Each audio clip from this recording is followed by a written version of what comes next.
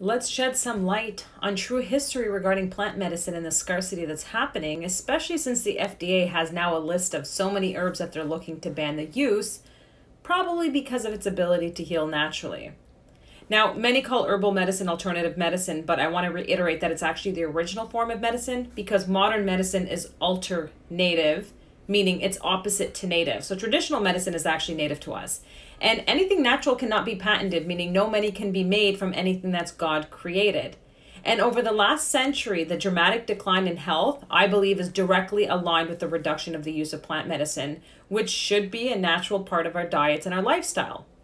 Our bodies actually have special receptors to their compounds, so we are literally born with abilities that can only be unlocked with the right plant substance. That's how connected we are to Earth and why it's so important for true health to actually get closer and back to our roots of plant medicine. The big pharma sadly came in and took over, especially in the Western world, and actually even passed laws making it illegal to practice herbal medicine, which is, once again, the original form of medicine, the native form of healing. They used the argument that herbal medicine can be dangerous and that they did this for the greater good of the public. However, there was tens of thousands of more deaths caused by modern medicine. So just to give you an example, in 1992 to 1998, there was on average 37 deaths per year for herbal medicine. Compared to the same period, pharmaceutical drugs caused over 100,000 of documented deaths. Like I said, there's no profits to be made on herbs, but there's so much profit to be made by anything that's lab created. In the early 1900s, the funding for homeopathic medical schools ended. And the only way now to learn medicine in school is the allopathic way, which is focused on pharmaceuticals and far more invasive strategies. So just to give you a little bit of a background, the business story of Western medicine starts with who other than John Rockefeller. John Rockefeller is widely considered the wealthiest American of all time and the richest person in modern history. Rockefeller is probably most famous for securing a monopoly in America's oil market, but many people don't actually know the whole story. By the turn of the 20th century, Rockefeller controlled about 90% of all petroleum refineries in the States, in America, through ownership of what's called the Standard Oil Corporation around 1900.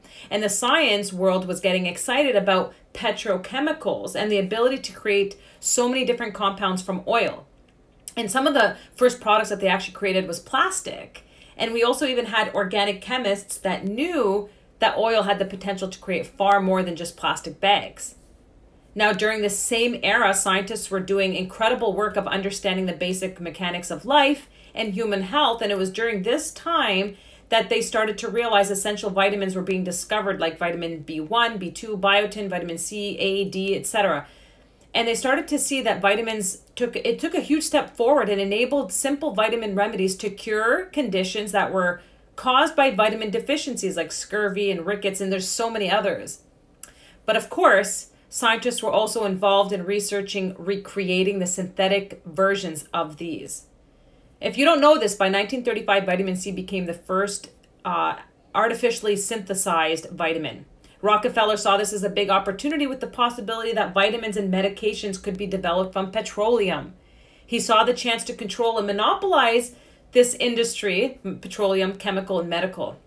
And of course, petrochemicals were ideal from a business perspective because they can be patented. They could be owned, sold for high profits. When these legal changes came in place, Rockefeller started funding medical schools all over America on the strict condition that they only teach allopathic medicine. Through the power of his huge grants and money, the team systematically dismantled the whole curriculum of the medical school, removing any mention of the healing power of herbs or natural treatments.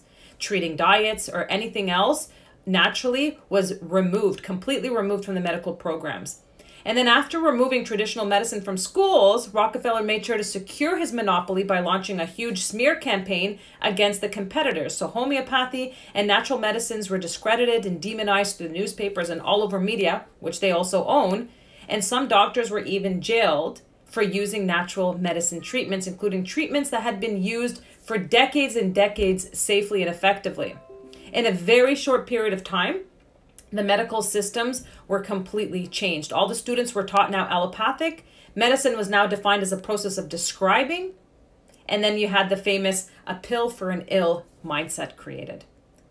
The system continues today as the big pharma, and they make large donations to the medical schools in exchange for teaching the medical students to use the patented drugs. It's all part of the system. And many alternative treatments are actually completely criminalized. For example, by law, it is illegal to treat cancer with any other modality except for chemotherapy, surgery, or radiation. It's actually pretty much a felony from a medical practitioner to treat cancer with anything but these three modalities. Why is that the case? Follow the money. The average cost of cancer treatment is $150,000. So clearly Rockefeller and his people were keen to keep the monopoly as one. And of course, the American Cancer Society was founded by none other than John Rockefeller in 1913.